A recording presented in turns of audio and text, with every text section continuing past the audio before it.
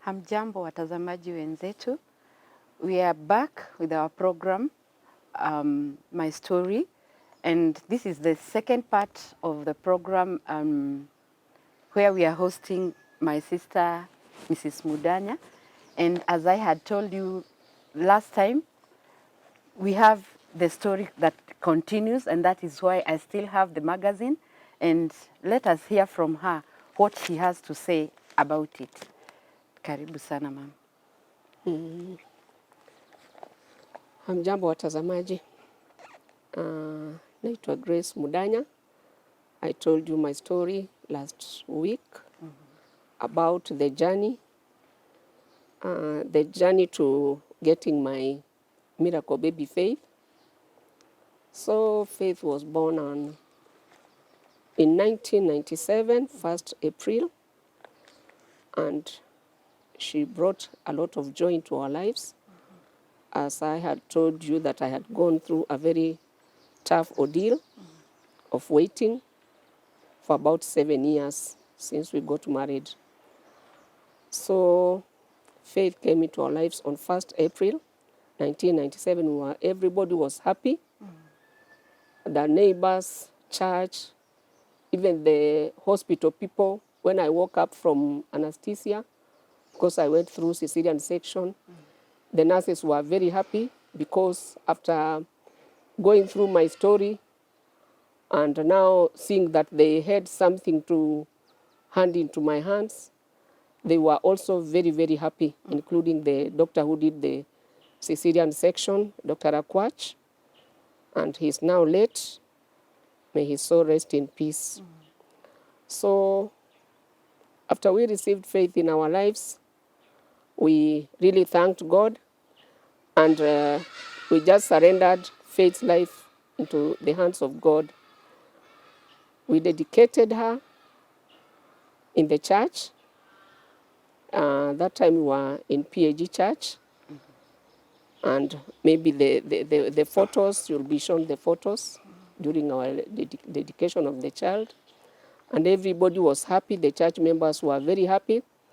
And just to remember, when Faith was born, I was brought so many gifts. In fact, I've never seen such celebration.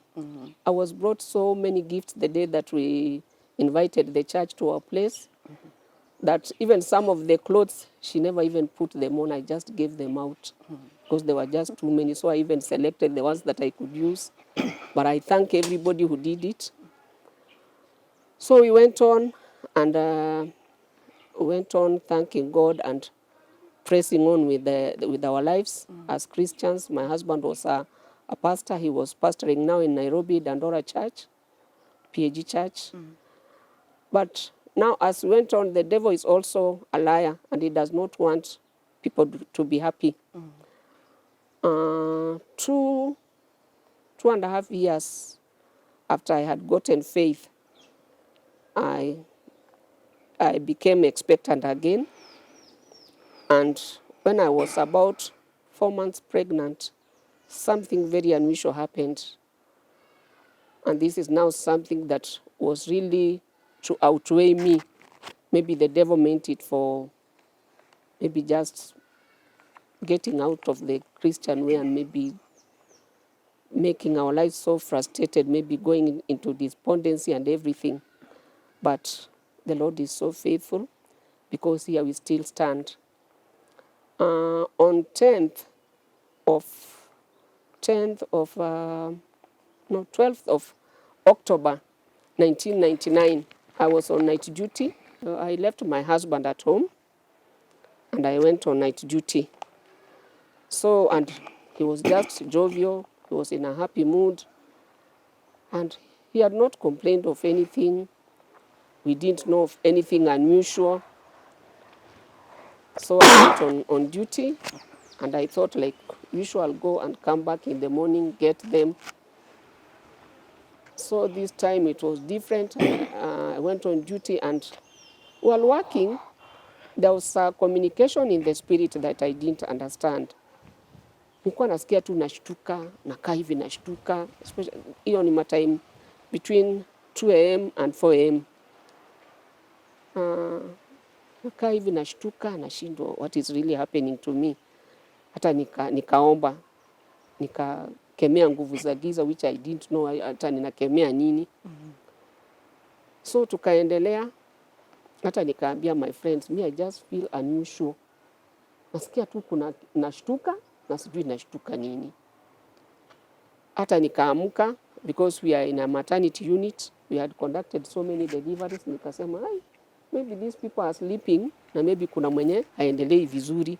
Because sometimes they deliver and they become so tired, sometimes they bleed and they don't even know. So nikaamuka, nikaenda, I checked around, I spoke to almost all of them, unaendeleaje nini. Nikaona wako sawa. So I went back to the room where we were taking a rest. Then come to 5 a.m. in the morning, the watchman comes to knock at the maternity door. Anauliza, huyu mama anaitwa Grace Mudanya yuko? So I come out. Namuuliza ni nini? Ati kuna wamama wanakutaka hapa nje. Nauliza wamama wagani? Ni wagonjwa si waingie? Wananitaka nje at this time of the nini, kwa nini? Ati hapana, wamesema utoke nje kidogo.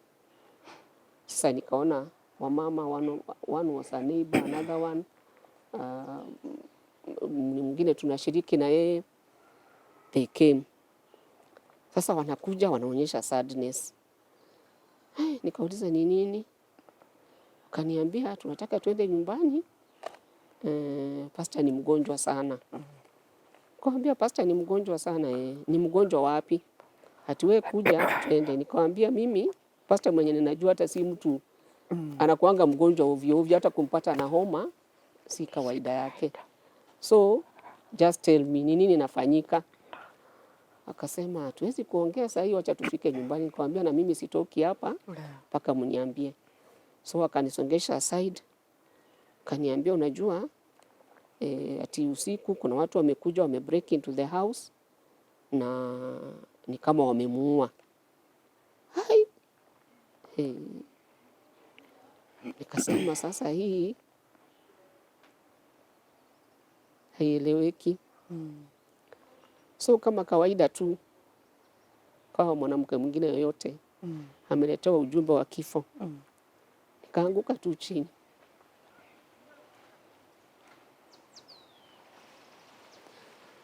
Nikakaa hapo, wakakuja wakaketi na mimi hapo. Nikauliza what happened.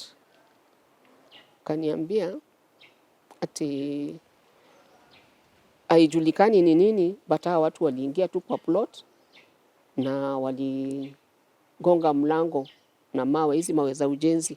Wanaziswing alafu wanagonga mlango, so malocks zinatokana. So hivyo ndio walifanya, wakaingia. Na hiyo ilikuwa was it in Nakuru? Here in Nakuru. Nakuru Pangani. Nikauliza shida ilikuwa wapi? Wakaniambia hawajui hata wamefanya nini, wameitwa. Wameitwa tu na neighbors after the whole thing has transpired. Ilikuwa ngumu. Sisikii kwenda nyumbani, sisikii kutoka mahali niko. Walikuwa wamekuja na gari ya one of them. So wakaniingisha ndani, wakasema tukaanza kwenda nyumbani. So tukianza kwenda nyumbani, nikamwambia mimi hata siendi nyumbani. Nataka nipite kwa one of my sisters. I just needed somebody close to me.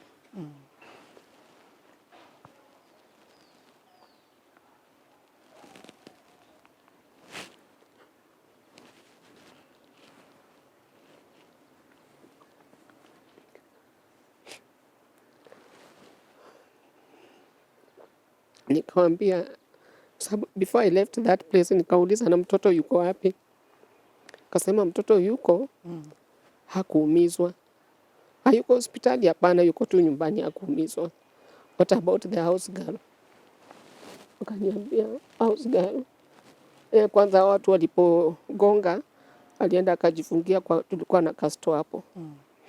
So yule waliterrorize alikuwa ni my late husband.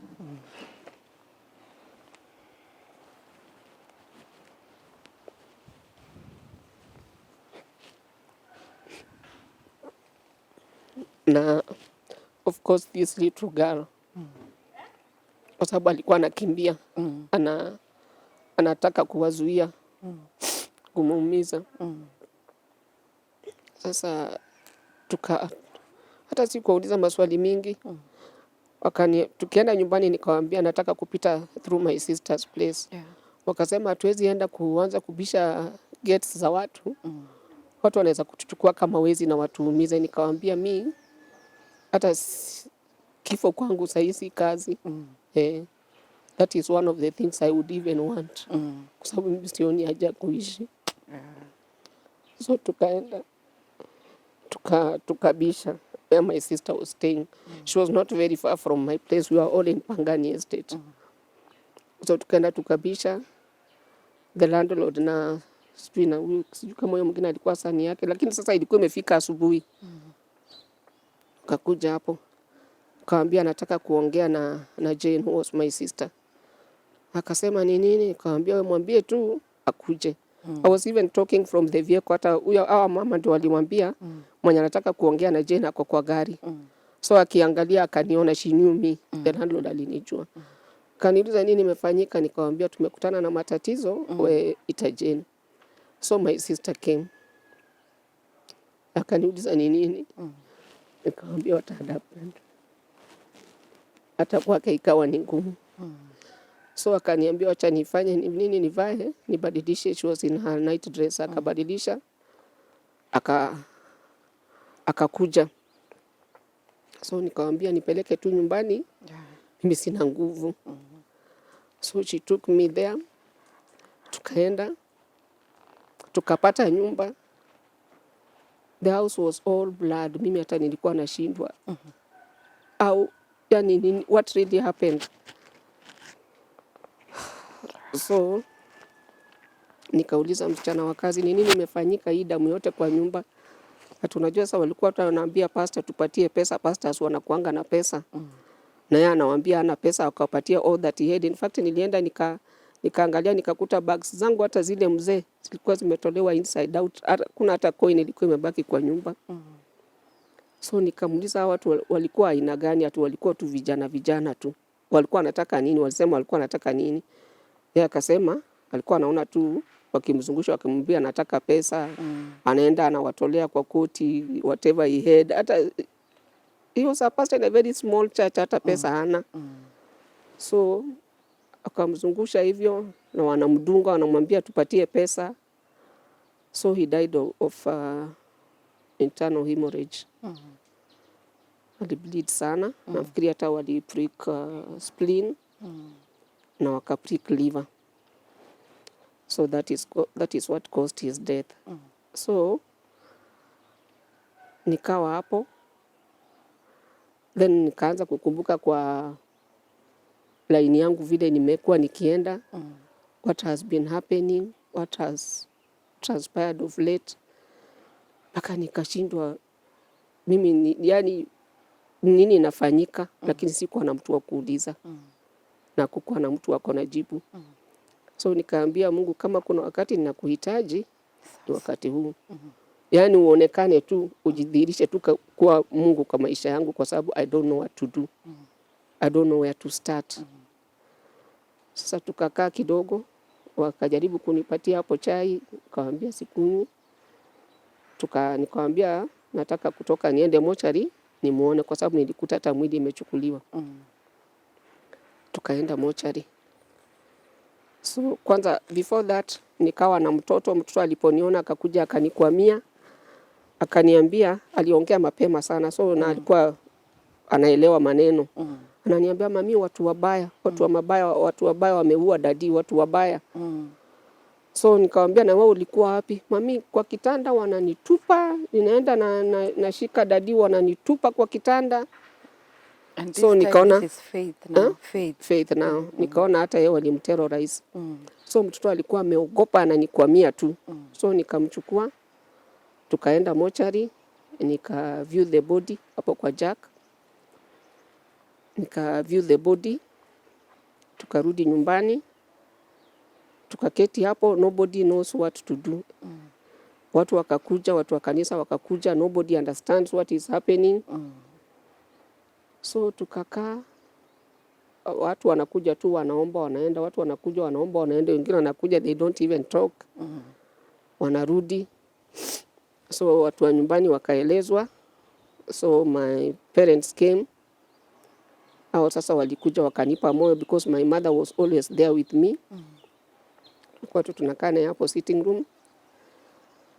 Alafu that was the second day. Nikakuja tunakaa nao hapa. Then the third day nikaanza kusikia vibaya and I was now expectant. Sasa nikapelekwa kwa daktari. Then the doctor said anataka ani-admit na aniweke on bed rest kwa sababu anaona like I may miscarry. Nikamwambia daktari, hata hiyo kumiscarry kwangu si shida. Wacha tu niende nyumbani nipatie dawa ile utanipatia. Nitumie something.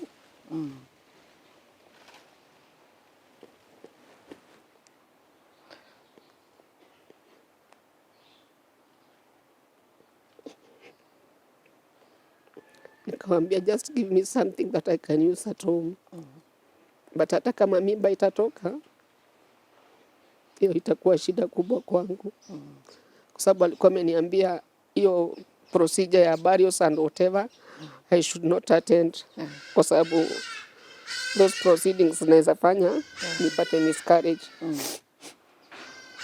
Nikamwambia siwezi kosa kwenda kubury my husband. I don't really care about the pregnancy. So lakini nikamwambia what I know, mtoto kama Mungu anataka aishi, ataishi tu.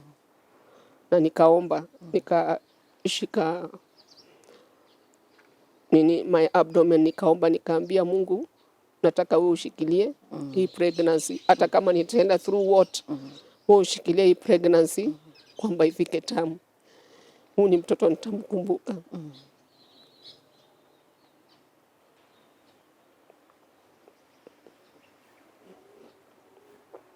Nikamwambia huu ni mtoto atakuwa akinikumbusha mahali nimepita. So and God is faithful. Hiyo mimba ikutoka. So tukaendelea. So after that ile dawa alinipatia ilikuwa inanipatia usingizi, na nafikiri that it was intentional. Kwamba inipatia usingizi that I don't make movements. Ndio hiyo ikuwe retained the pregnancy. So hata mimi siku ati matanga inafanyika hapo nje, ati kuna hizi proceedings, sijui mahubiri nini, I cannot tell you who preached, who did what, who came, who did what. Nilikuwa tu nakaa ndani, nakaa kwa kitanda. Hata wale watu wengine wako wanaelewa, wanasema na kwa nini sasa mama ameamua tu kukaa kwa nyumba? But nikaambia my sisters don't tell them anything. So nikakaa hivyo. Siku ya kuenda nyumbani ilipofika, tukaenda upande ya Western. Akawa laid to rest. Tukarudi. So tuliporudi, hapo ndio maisha sasa tofauti inaanzia. Maisha ya kukaa peke yako after having gone through a very good wedding, having had a very good husband, very good relationship. Sasa unabaki peke yako, uko na upweke, hii ni mimba, sijui nini, so many things. Watu wanaongea mambo mingi. Mimi nilikaa hapo nilikuwa tunaita Mungu peke yake. Machozi inatoka, naita Mungu. Nakaa tunaambia Mungu ni wewe tu. Kama ukuruhusu niende, basi nipatie tu ya amani, kwa sababu unaweza kunipatia amani ile imepita fahamu zote za wanadamu. Kwa sababu ya amani tu ndio nilikuwa nakosa. Nikikaa hivi nasikia machozi. Nikiona watu wakikuja kuniona, sisikia hata kuwaongelesha, nasikia kunyamaza. I was withdrawn. Na nikaona like I was even going into depression. So nilikuwa naambia Mungu usiache niende into depression. Huu ni mtoto nina expect, huu ni mwingine niko na yeye. A girl that you've given me a miracle baby, ninakushukuru, nataka kuwalea. So nikawa naambia Mungu anipatie the grace to go through na niweze kupata huyo mtoto mwingine na the grace to bring these children up. So tukaendelea. On 25th of April the year 2000 nikapata now the other baby. Kapata ni baby girl. I even thought angetokea kijana kwa sababu watu wengi walikuwa wanasema huyu atakuwa kijana tu, atakuwa Mudanya. So I got a baby girl na my husband was Francis. So nikamuita Francisca. Okay. So her name is Francisca. And I really thank God for her. So nikawa na hawa watoto wawili na nashukuru Mungu kwa maisha yao. Na hata nashukuru Mungu kwa maisha yangu, though the going has not been smooth. Kwa maisha ya widows wana maisha ngumu. Hiyo ndio wakati nilikuja kugundua widows wako na maisha ngumu. Na watu wakiwa huko nje, hata kama mnapenda kuongea juu ya watu, don't talk about widows.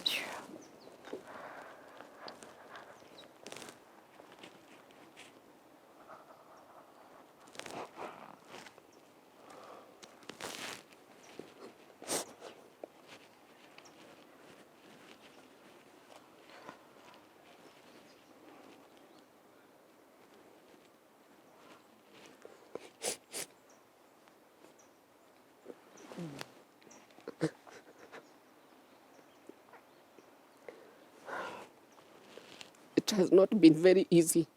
Wakati nilikuwa na mimba ya Francisca, at 9 months, daktari akasema anaenda kutoa mtoto at 36 weeks again, just like the other. Kwa sababu getting to term maybe it could cause a problem because of overstretching of the uterus. So nakumbuka the other time I was going to the hospital, my husband alikuwa ananipeleka. This time I have to go to the hospital alone or look for somebody to take me to hospital. Nakumbuka ile tarehe daktari alikuwa ameniambia niende sasa ndio nikuwa admitted, Francisca awe born. Hiyo sikupata hata mtu wa karibu wa kunipeleka hospitali. Nikaongea na some of my sisters, mwingine akawa amesafiri, mwingine sijui alikuwa anaenda wapi na wapi. So ikafika jioni, nikapanga vitu zangu, nika-organize the house girl, nikawaambia vile atabaki kwa nyumba, nika-organize my baby girl, my other girl, Faith, nikawaambia vile watakaa. I planned everything. Nikachukua vitu zangu, I went to hospital alone. Ndio wakati hii kitu ilisink. Hii mambo ya kukua widow ilisink. Nika-imagine, nikasema if my husband was around, hata kama angekuwa wapi, angekuwa amefika nipeleke hospitali. So I went to hospital. I went to the same hospital, hapo Memorial. Kufika hapo, au sisters wananiambia, umekuja peke yako wewe? Kwani unatembea peke yako? Hiyo kitu ikani hit so badly. Kwani unatembea peke yako? But hawakuwa sawa, wameangalia kitabu na nini. Nikamwambia nimekuja peke yangu kwa sababu hakukuwa na mtu karibu. Sasa okay, wakaangalia kitabu, wakanyamaza. Alafu wakani admit, they admitted me. So nikakaa hapo nikangojea. The following day, the doctor came very early in the morning. He did a cesarean section. Na nikapata mtoto. Hizo siku zingine nikiamuka from anesthesia nilikuwa nakuta mume wangu hapo. This time I'm waking up, nobody is there. Naangalia kwa ward kwa sababu tulikuwa wengine, we were about 5 in the same room. Hao wengine wote wazee wao wako hapo. Naangalia my bed iko bila mtu. Nikajua kumbe the closest person to you is your spouse. Kwa sababu my sisters, although wako around Nakuru, none of them was there.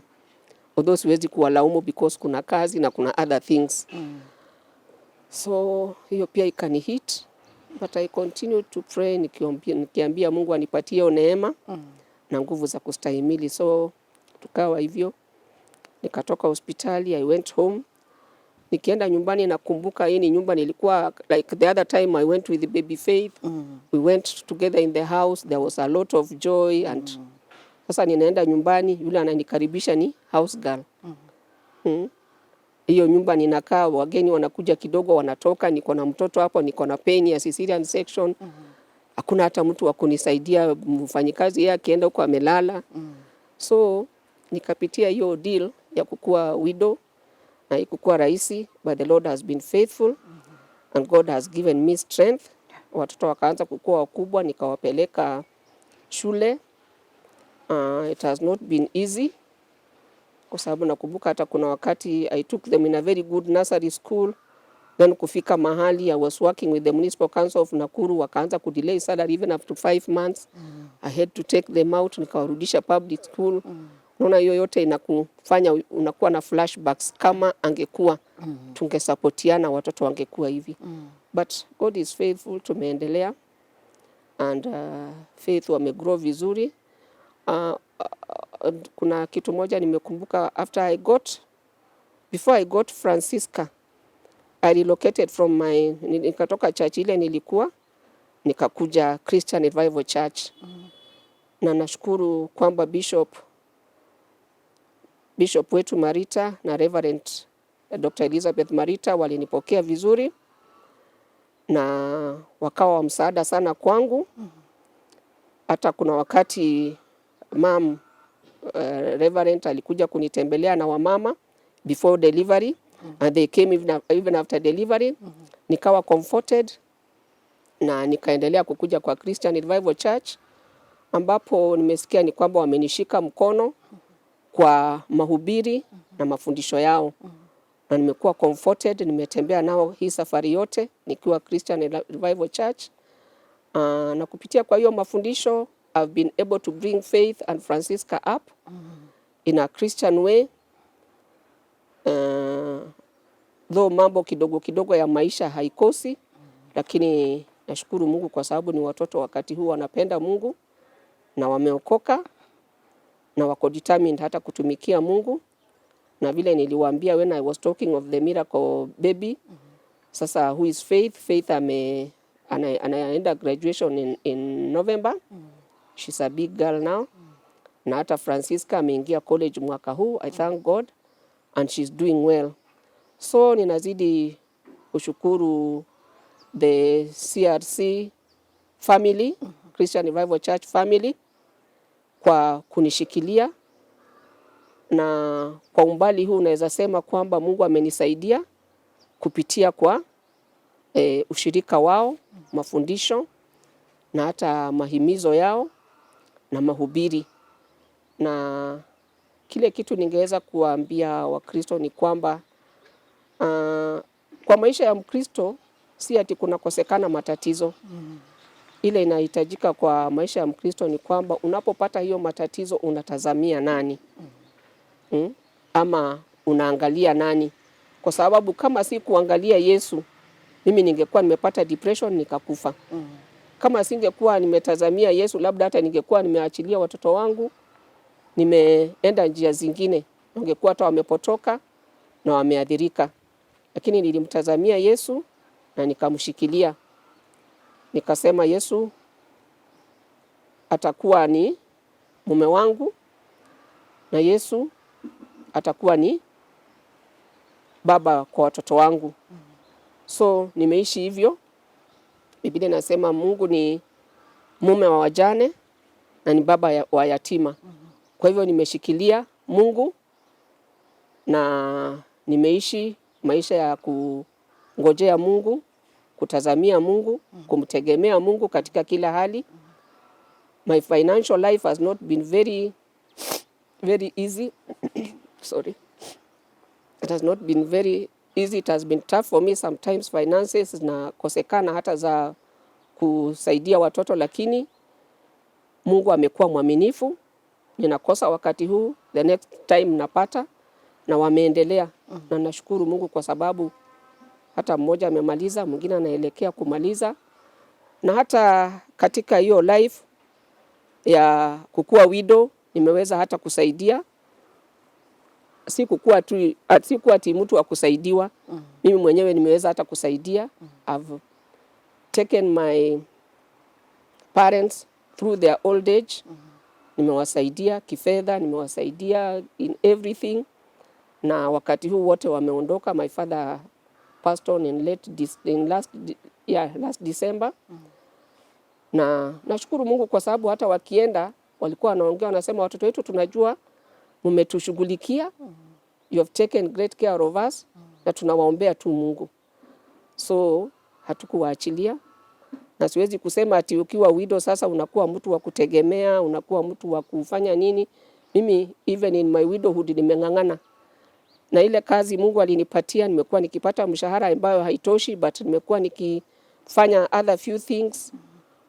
Na wale wananijua kama mtu wa kuuza vikoi. Kuna wakati nimeuza vitu mingi, vitu tofauti, but nakuanga always busy so that niwe na fedha kidogo kidogo ya kusupport my family, na hata nimekuwa nikisupport my parents. Na nashukuru Mungu kwa sababu umbali huo wote amekuwa pamoja nami. His grace has been sufficient in my life. Na nikiongea na wale widows outside nawaambia kwamba mtegemee Mungu. Hata kama maneno inakuwa magumu namna gani, life is not always easy, but ukitegemea Mungu anakuvusha. It's like from one hurdle to the other, lakini unakuta yote unaendelea. Hata wale wanakimbianga hiyo mbio ya kuvuka hurdles wanaenda ni ngumu, but wanarudi wanavuka the last hurdle na wanafaulu. So it has been like that. Na wakati mwingine imekuwa ngumu, hata inakaa ni kama kukwea. Biblia inasema amenisaidia kukwea kuta, na amenisaidia kupita kwenye troop, kupita kwenye jeshi.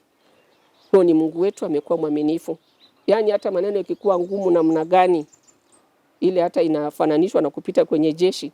Mungu amekuwa mwaminifu na anatupitisha. Inafananishwa hata kama yule mtu mwenye anakwea ukuta, una climb ukuta uende the other side. Mungu ametuwezesha. So ninahimiza my fellow widows kwamba mjipe nguvu, mjipe moyo, kutegemea Mungu. Soma neno, inakuhimiza.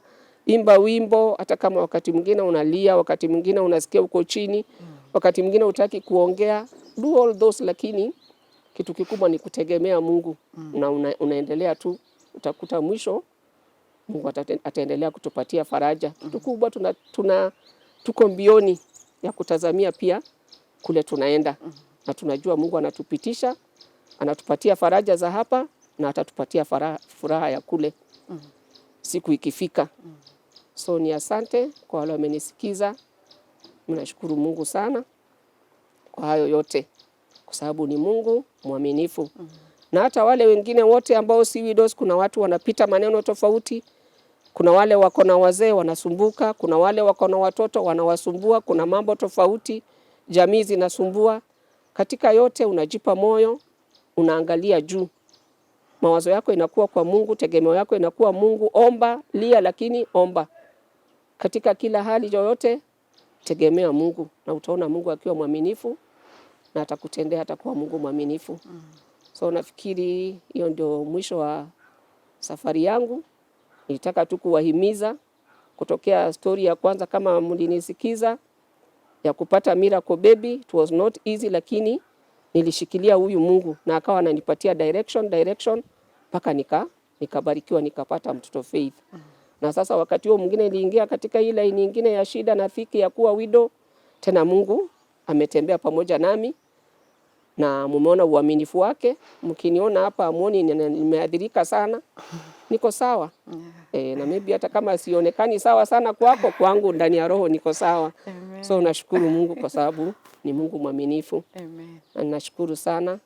Nashukuru Bishop. Nashukuru Mungu kuwaleta mahala hapa, kwa sababu mmekuwa wa msaada mkubwa kwangu, na hata kwa wengine wengi wale ninajua kwa sababu tukiwa pamoja huwa tunashuhudiana na kila mmoja anasema vile amesaidiwa na Christian Revival Church. Amen. Mbarikiwe. Amen. Thank you so much, our viewers. It's so sweet to trust in God, and I'd urge any widow who is out there, turn to God. Mtegemee huyu Mungu kwa sababu hakuna mwingine na hakuna lingine. Hata kwa watoto wetu Mungu ndio baba yao. Hata kwa any widow mwenye kwa pale nje, God is your husband. And so always trust in God and always cling into this God, and you will see your life will never be the same again. We've come to the end of our program today. See you next time, and God bless.